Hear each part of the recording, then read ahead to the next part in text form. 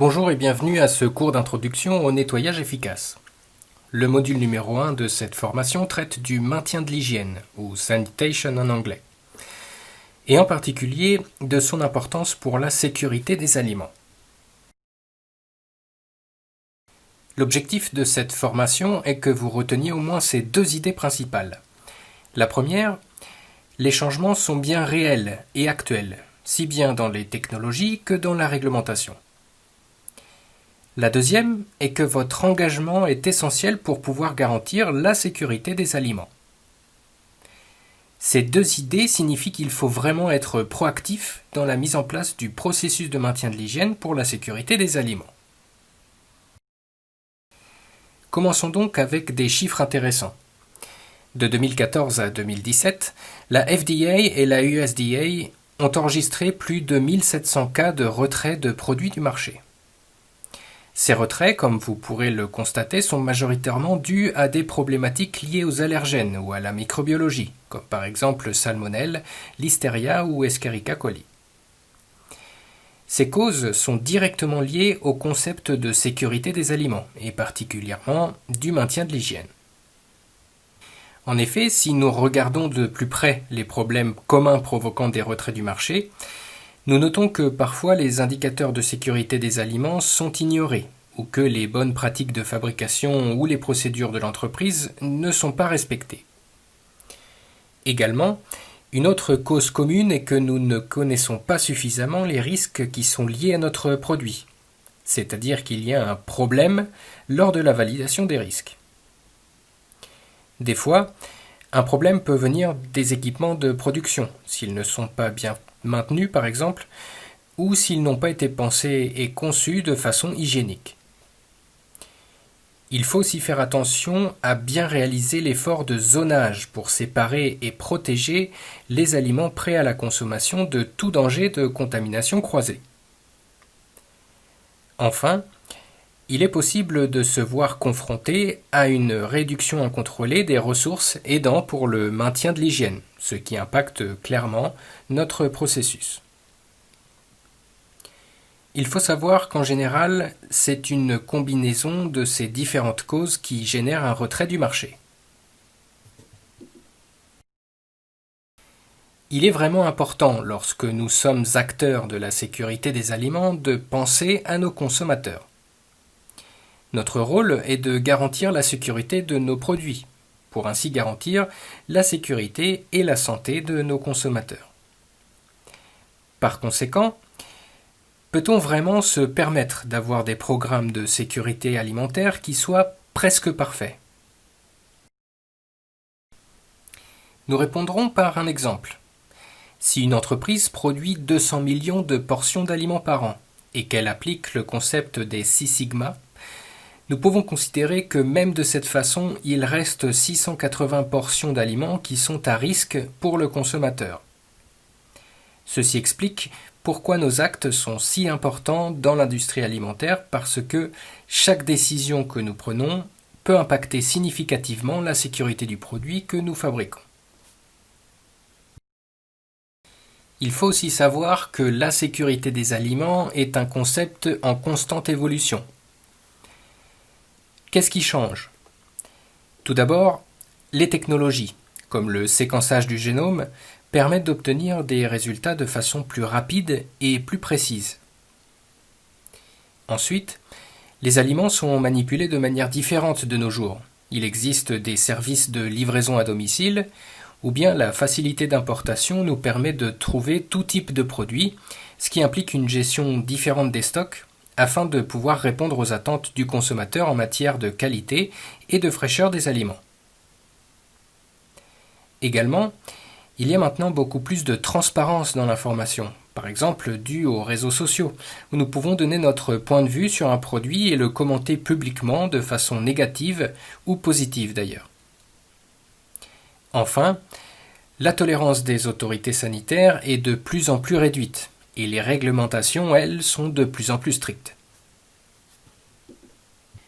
De façon plus concrète, voyons comment ces changements pourraient impacter l'industrie alimentaire. Comme mentionné précédemment, la technologie du séquençage du génome est utilisée pour identifier spécifiquement la séquence de l'ADN d'un pathogène. Dans l'exemple, une industrie alimentaire est contrôlée par une autorité. Les échantillons sont prélevés lors de la visite et sont envoyés dans un laboratoire pour réaliser le séquençage du génome. Dans notre cas, le résultat obtenu est positif pour le pathogène XT4 et sera donc enregistré dans une base de données nationale. Et un peu plus tard, ailleurs, un adolescent, après un dîner avec sa famille, est victime d'une intoxication alimentaire. Un échantillon des aliments qu'il a consommés est prélevé, et la technique du séquençage du génome est lancée. Le résultat positif au XT4 est ensuite comparé à la base de données en question, et la relation entre l'entreprise et la denrée alimentaire est faite. Alors comment on peut éviter ça ? Il faut absolument maintenir ces organismes pathogènes en dehors de l'entreprise, et les programmes de maintien de l'hygiène sont justement faits pour atteindre cet objectif. Pour un maintien de l'hygiène constant et efficace, la discipline est de rigueur, car les résultats ne s'obtiennent malheureusement pas avec de la chance ou par accident. Le maintien de l'hygiène doit être considéré comme une activité de routine et doit être réalisé en permanence. En se basant sur des données scientifiques, il est important de développer un plan standardisé, documenté et de le penser de manière durable. Surtout, il est crucial de considérer les détails comme importants, car ils sont importants, et ne jamais rien prendre pour acquis. Nous considérons que la production commence et se termine avec le maintien de l'hygiène, c'est-à-dire qu'il fait partie intégrante du processus de production. Ceci représente le plan de contrôle préventif proposé par CFS, qui permet de contrôler la présence de pathogènes et d'atteindre des niveaux d'excellence en matière de maintien de l'hygiène. Nous utilisons ce plan pour évaluer les sites de production, avec pour objectif de les aider à s'améliorer. Avec l'évaluation, nous donnons des retours d'informations et proposons des solutions. Le plan de contrôle préventif prend en considération 5 catégories. Le zonage hygiénique, les programmes de bonnes pratiques de fabrication et leur exécution, la surveillance environnementale, les programmes de maintien de l'hygiène et leur exécution, et enfin la conception hygiénique et la maintenance pour le maintien de l'hygiène. Le plan de contrôle préventif prend en considération une série de 60 paramètres répartis sur les 5 catégories. Chaque paramètre est évalué sur une échelle de 1 à 5. Notre objectif est d'obtenir le niveau 4 pour chaque catégorie, et c'est ce que nous recommandons aux entreprises de l'alimentaire. Effectivement, lorsque nous parlons de sécurité alimentaire, il est facile de s'imaginer au bord d'un précipice ou d'un gouffre.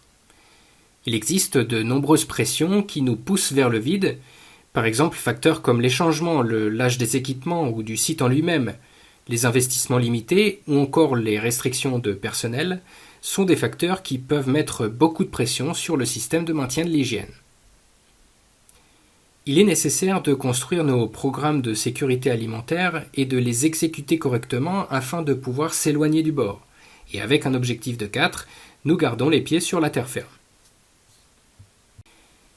Alors en résumé, l'excellence du maintien de l'hygiène est la base de la sécurité alimentaire. Il est crucial d'être proactif dans la fabrication des aliments, afin qu'ils soient sûrs pour nos consommateurs. C'est pour ça que nous avons besoin de programmes de sécurité des aliments bien organisés et efficaces, et qu'il faut toujours s'efforcer d'obtenir la perfection. Ce n'est que de cette manière que nous resterons loin du gouffre. Voilà, le module est terminé. Merci de votre écoute. Nous espérons que cette formation vous sera utile dans votre activité de tous les jours. Si vous souhaitez en savoir plus, n'hésitez pas à nous contacter par email ou à visiter directement notre site internet www.commercialfoodsanitation.com. À bientôt!